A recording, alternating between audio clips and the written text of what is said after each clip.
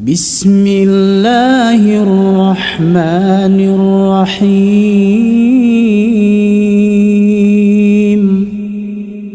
إلا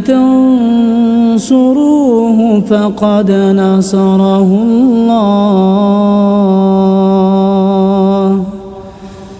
إذ أخرجه الذين كفروا ثاني اثنين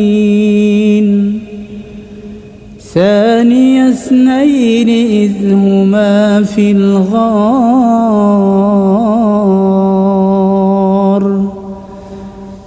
إذ يقول لصاحبه لا تحزن إن الله معنا لا تحزن إن الله معنا لا تحزن إن الله معنا فأنزل الله سكينته عليه وأيده